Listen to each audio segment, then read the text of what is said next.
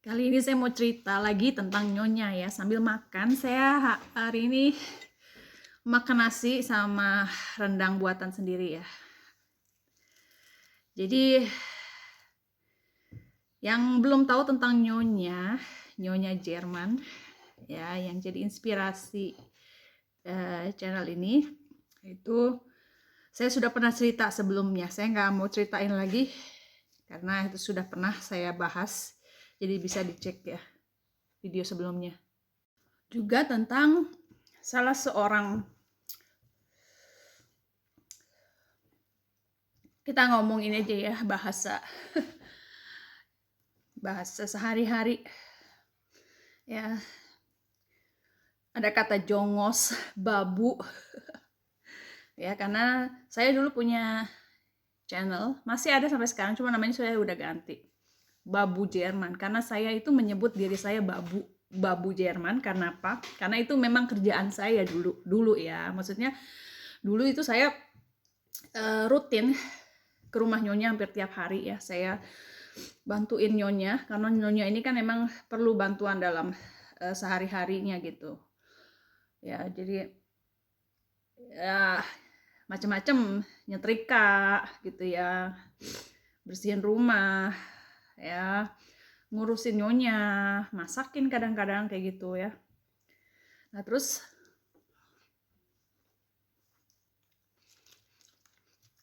saya itu orangnya agak judes.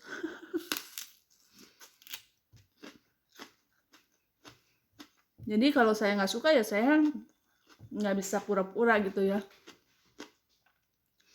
Ya wajar aja gitu kalau misalnya orang baik ya saya baik gitu ya, maksudnya normal aja biasa gitu. Tapi kalau orang bertingkah macam-macam itu saya akan tegur gitu. Nah begitupun juga dengan nyonya ya, karena kalau di Jerman itu kita nggak ada batasan sama orang tua gitu ya, sama yang senior, posisi lebih tinggi gitu. Kita punya hak gitu untuk menyatakan kalau kita nggak suka gitu kan, nggak perlu takut gitu ya.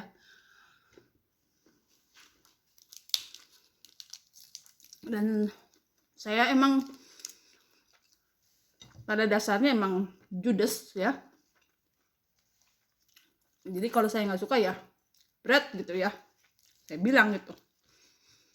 Nah ada kadang-kadang kalau saya udah jengkel dan saya mulai judes, nyonya itu langsung ngeluarin uang ya, lembaran katakanlah 50 euro, 50 euro itu kali ya 50 kali 15.000. Jadi kalau pecahan di Jerman itu satu lembar 50 euro itu sekitar berapa ya, hampir ya nggak sampai sejuta sih ya kayaknya.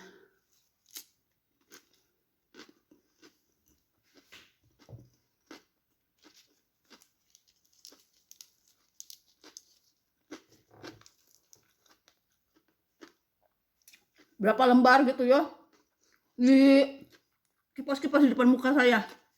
Ya makin jengkel dong saya, makin tersinggung. Gila, saya pikir emangnya gue bisa dibeli sama uang gitu ya. Maksud saya orang itu harus tahu diri ya. Kalau kita memperlakukan orang lain dengan semestinya, pasti orang akan respect sama kita, akan baik sama kita, gitu aja, tanpa harus menyuap orang dengan uang supaya bisa berlaku seenaknya. Ya itu nggak benar kalau kata saya ya.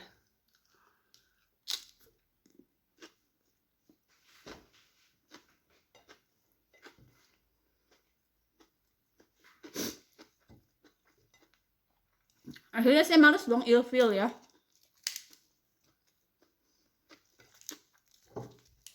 Makin jarang lah saya ke nyonya.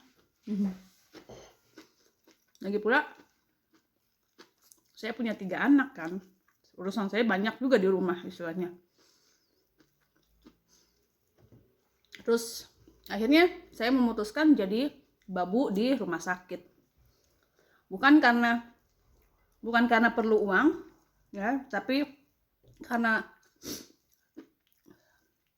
anak-anak saya udah mulai besar dan kayaknya saya selama di Jerman belum pernah kerja juga kan, gitu, iseng aja gitu, daripada ngebabu sama nyonya. Walaupun kalau saya tahan-tahan, istilahnya saya tetap gimana ya, pertahankan posisi saya di nyonya. Itu kadang-kadang saya sekali datang itu bisa dapat 50 euro. Sekali datang itu mungkin saya cuma 1 jam duduk nemenin beliau ngopi, terus bebersih sedikit, ya, nyantai bisa dapat 1 jutaan gitu sejam loh.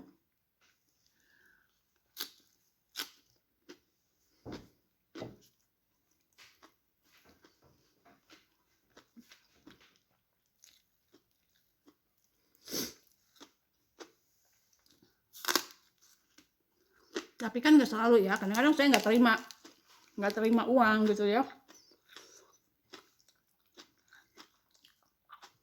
Karena sebetulnya saya sama nyonya itu udah nganggep saudara, temen gitu kan. Cuma saya itu kalau sama teman-teman saya juga saya cari temen yang bukan yang banyak uang, tapi yang kepribadiannya itu menyenangkan. Mengerti ya maksud saya ya. Jadi kalau kita duduk sama-sama itu kita enak aja gitu ya.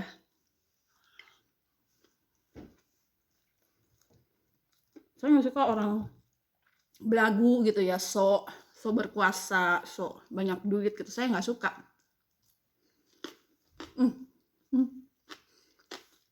Makan daging daun bawang ya buat lalap, enak tapi pedes. Akhirnya karena nyonya punya banyak uang, beliau bayar orang untuk tidur kalau malam. Jadi kalau malam tuh si nyonya tuh nggak tidur gitu. Dia terbalik, dia kalau siang dia tidur, kalau malam karena dia ada orang yang dia bayar untuk nginep, untuk melayani dia waktu malam. Itu kalau malam tuh dia nggak tidur, dia minta diambilin es dari kulkas, ambilin makanan gini. Dia bilang, kamu nggak bisa begitu, malam itu waktunya tidur gitu. Lihat tuh semua gelap di luar. Dan orang yang normal itu kalau malam itu tidur, kalau siang beraktivitas. Kamu bolak-balik itu bikin orang punya kehidupan jadi terbolak-balik ya. Mungkin buat kamu nggak masalah, saya bilang ke nyonya ya. Karena kamu itu bisa tidur waktu siang. Kalau kamu mau tidur aja. Tapi orang lain itu seperti saya. Contoh, kalau siang itu saya harus belanja, harus masak, harus ngurus rumah tangga, ya kan? Jadi kalau malam saya perlu tidur gitu. Akhirnya saya bilang gitu, tapi nyonya istilahnya, saya bayar orang gitu kan. Saya bayar orang, masa saya bayar orang cuma buat tidur di sini? Dia harus kerja dong gitu. Dan itu berlangsung cukup lama ya, bertahun-tahun. Dan nyonya keluarkan uang itu 1 bulan lebih banyak daripada gaji orang ya. Mungkin bisa 50 juta 1 bulan buat bayar orang gitu.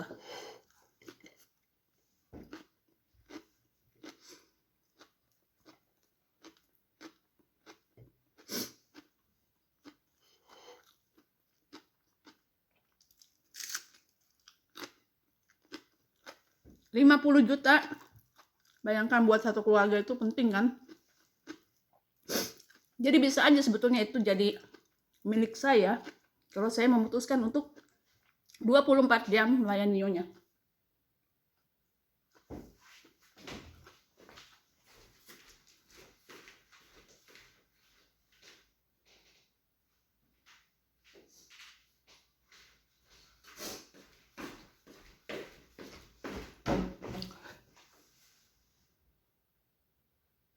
Kayak ada orang ya. Saya tadi bolak-balik keluar, kayak ada suara orang gitu. Saya sendirian loh di rumah ini.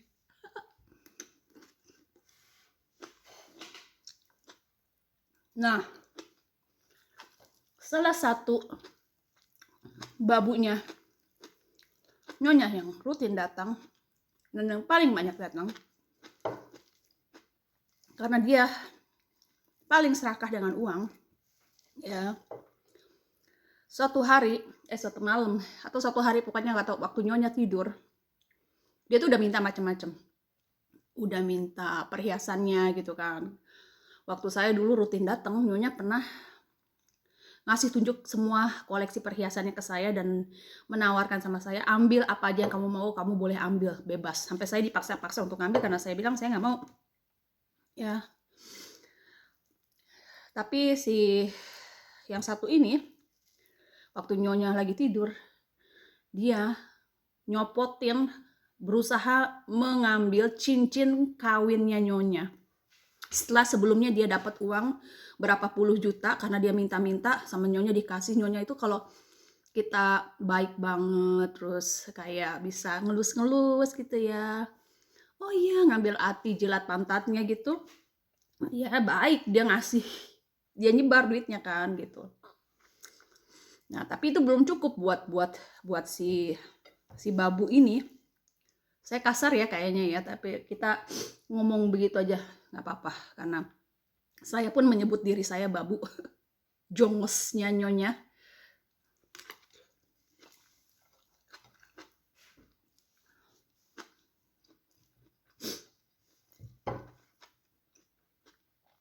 Dan nyonya bangun, dia bilang, saya udah kasih kamu banyak perhiasan saya, uang saya, tapi ini cincin kawin saya nggak mau kasih kamu. Ini buat saya, ini berharga, ada nilainya, nilai emosional gitu. Ini cincin kawin saya loh, saya nggak bisa kasih kamu.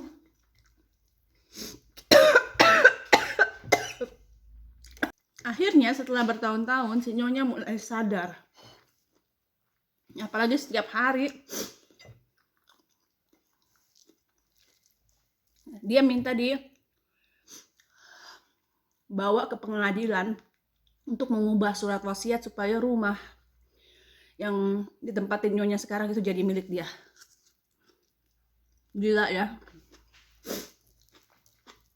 Itulah kalau orang seperti gila harta jadi hamba uang. Tuhan ngasih peringatan banyak loh tentang jadi hamba uang. Uang itu sebetulnya nggak jahat, tapi kalau hati kita itu terpikat sama uang, harta duniawi, itu justru jadi jerat buat diri kita sendiri. Hati-hati.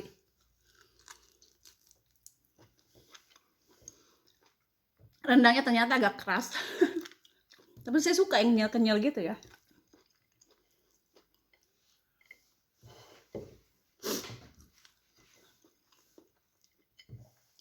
Saya sama suami saya nggak bisa apa-apa ya kalau si nyonya memutuskan untuk memberikan semua hartanya sama si babu ini ya. Itu hak dia kan. Walaupun masalahnya kalau terus seperti begini, nyonya akan kehabisan uangnya dan dia nggak bisa bayar lagi semua perawat, semua babu yang datang untuk melayani dia. Itu lama-lama nggak ada lagi gitu buat. Jadi siapa yang istilahnya rumahnya juga diambil misalnya, habis hartanya dan dia masih hidup tapi dia nggak bisa bayar apa-apa. Akhirnya bagaimana? Jadi suami saya merasa itu tugas dia karena memang udah ada surat kuasa ya bahwa suami saya itu berhak untuk ambil keputusan untuk nyonya ini. Jadi nyonya ini kan semakin tua usianya itu, kalau di Jerman ya ada kayaknya ada aturannya gitu bahwa suatu saat dia akan nggak fit lagi untuk berpikir. Banyak orang tua yang pola pikirnya itu sudah balik lagi ke jadi anak-anak, atau karena penyakit tua, orang tua ini jadi ngaco gitu ya. Jadi perlu orang yang punya kuasa untuk ngambil keputusan gitu, karena si nyonya ini udah nggak sehat lagi kan. Akhirnya suami saya bilang, kalau begini terus uang kamu habis ya, dan orang ini, babu ini terus nyuri uang dari kamu, nyuri harta kamu ya, terus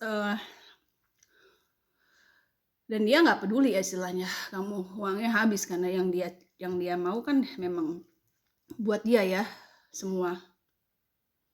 Nah terus suami saya bilang nggak bisa begini, kamu perlu orang yang merawat kamu 24 jam. Kalau di Jerman itu ada kayak perusahaan yang menyediakan perawat ya.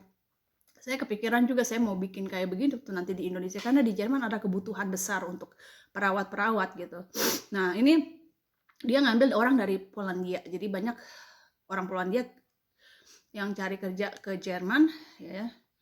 Walaupun bahasa Jermannya pas-pasan, tapi ya dia bisa menyediakan gitu 24 jam ya perawat ini tanpa harus bayar katakanlah 10 orang yang berbeda gitu. Dan 10 orang yang berbeda salah satunya itu benar-benar menguras uangnya nyonya kan. Lebih baik bayar 1 bulan itu berapa ya, kalau 1.000 15 juta, hampir 50 juta itu 50 juta ya, memang 50 juta sekitar itu tarifnya.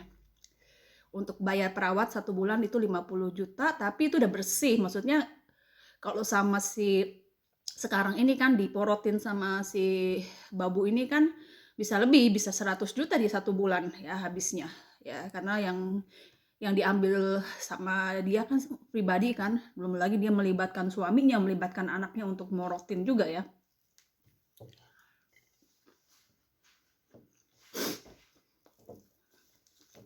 Dan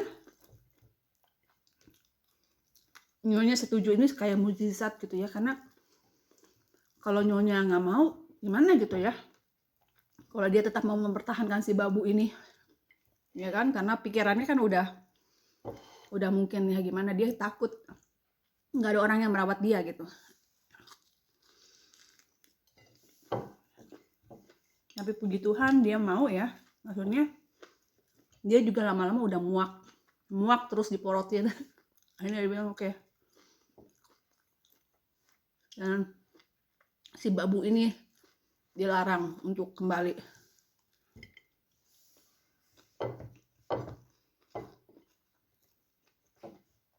Kalau dia bandel, saya bilang sama suami saya, kita laporin ke polisi pasal pencurian dan penipuan, karena banyak ya orang tua di Jerman yang jadi korban penipuan ya, kasihan.